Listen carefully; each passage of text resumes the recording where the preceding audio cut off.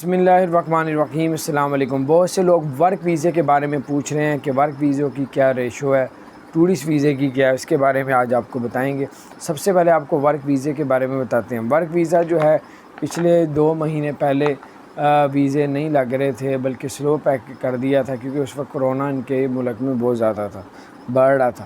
اب کرونا پوری دنیا سے الحمدللہ پہلے سے کم ہو گیا، اللہ تعالیٰ ہم سب کو بچا کے رکھے، لیکن جو ہے اب جو ہے وہاں پہ ٹورسٹ ویزا، ورک ویزا جو ہے اب بڑی تیزی سے دیا جا رہا ہے اور لوگ جا بھی رہے ہیں۔